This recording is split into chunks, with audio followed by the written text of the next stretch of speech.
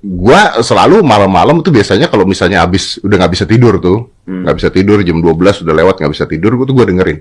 Ini maaf nih, gua lagi seneng dengerin Gus Baha, bukan Anda, maaf. Ya, nggak apa-apa. Apa-apa. Karena Gus Baha juga guru saya, Pak. Oh iya. Aman, Pak. Jadi aman ya. Aman.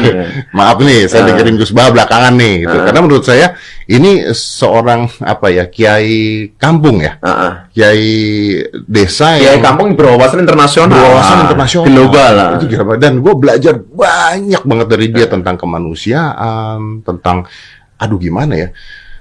Itu mungkin sama kayak lu. Jadi dia kiai tapi analoginya tuh keren gitu. Masuk akal.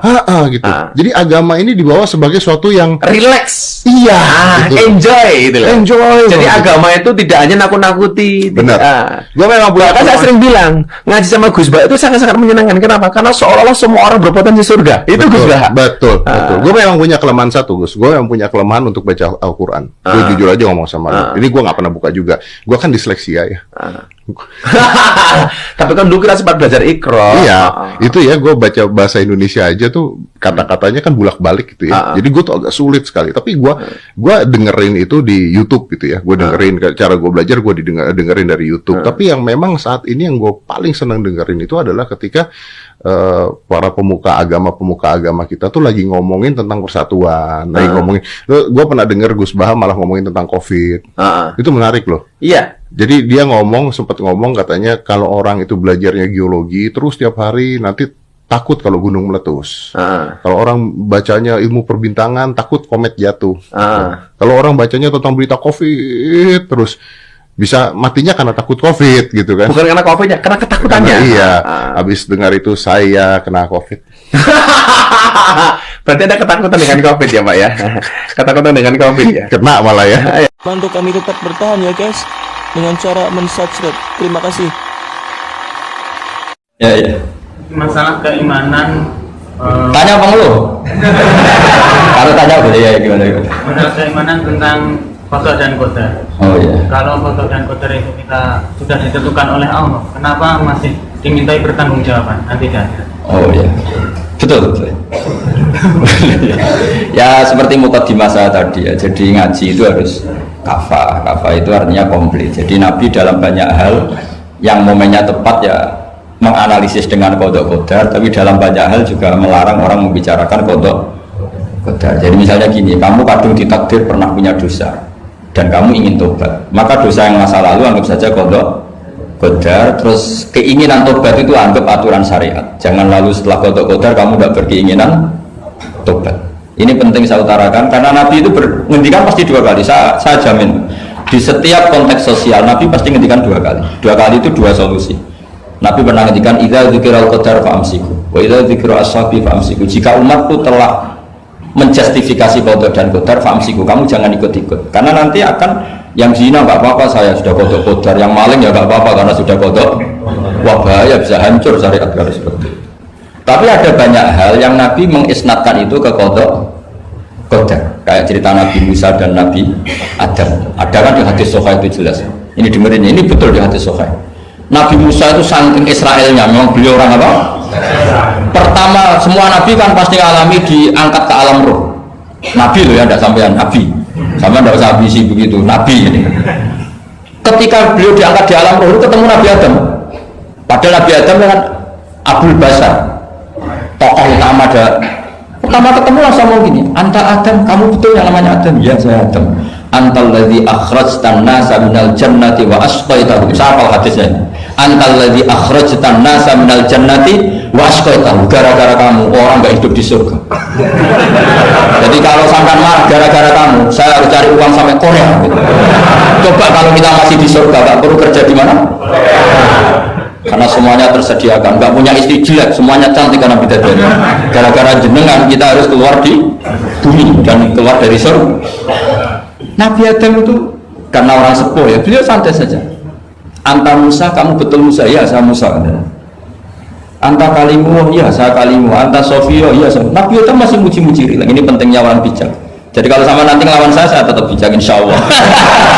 Tapi sampai bisa neraka, ngelawan dia itu dosa. Dosa sekali, bukan dosa biasa, sangat dosa. Nabi Musa, Nabi Adam masih anta sofi wa anta kalimu. Bukankah kamu melihat di Taurat bahwa saya akan dosa dan akan dosa saya sudah ditulis 40 tahun sebelum saya dosa? Iya ya Musa, iya ya Nabi Adam, ya betul gitu.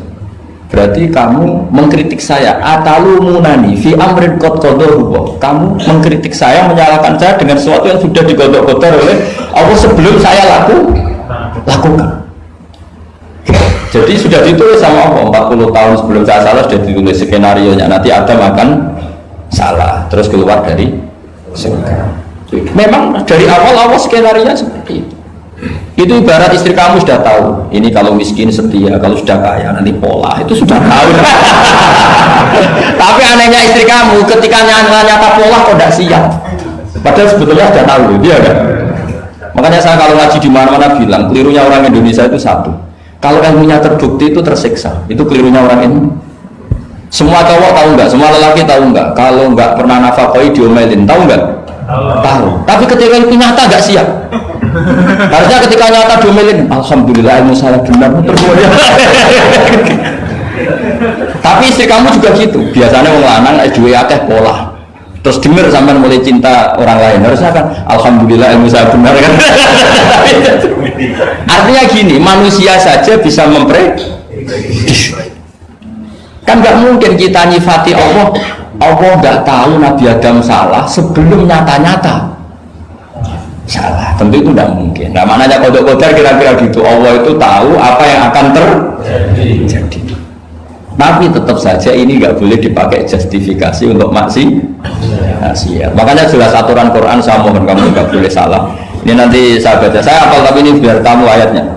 Itu ayatnya kan ma asoba musibatin fil ardi wala fi anfusikum illa fi kitabim min qabli an nabraha inna dzalika 'ala Allahi yasir likai la ta'sau 'ala ma fatakum wa la tafrahu bima atakum. Jadi apa yang mengenai kamu di bumi maupun ada pada diri kamu, anggap saja itu yakini saja sebagai qada qadar, supaya kamu tidak putus asa apa yang sudah terlewatkan dan tidak bangga dengan apa yang kamu sudah. Misalnya saya ini kan termasuk kiai keren misalnya itu saya tidak pernah bangga karena memang ditulis kalau suatu saat Gus Bah itu keren, jadi bangganya di mana kan sesuai skenanya. Jadi untuk menghilangkan ujub bangga itu dengan cara iman sama qadar. Nah, terus likaila tak soal wafatakum, kamu tidak perlu putus asa dengan apa yang sudah kelewat. Misalnya masa lalu kamu ya tadi diusir istri, suami, macam-macam lakukannya banyak, sudah bangkit saja, sudah takdir. Jadi mungkin ada yang mencarikan, coba ini carikan, mungkin di surat Hadid atau apa yang nanti dicari ayatnya. Pokoknya ayatnya tadi apa? Ma asoba min musibatin fil ardi wala fi anfusikum illa fi kitabim min qabli an nabraha inna dzalika 'ala Allahi yasir likaila taksau 'ala ma fatakum wala tafrahu bima atar. Jadi qadar ditulis supaya kamu tidak putus asa menyesali apa yang sudah kelewat dan bangga kumaluhur terhadap apa yang kamu dapat.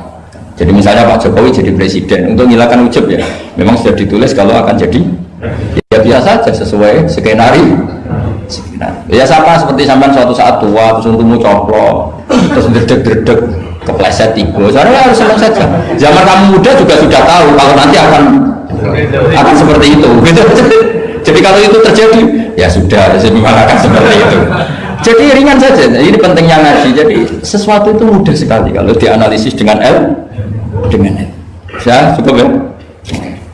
Satu lagi aja kan. Kalau nggak salah itu surat Hadid. Biar ditahukan suratnya. Diumumkan siapa? Surat apa? Hadid 22. Hadid 22 ya.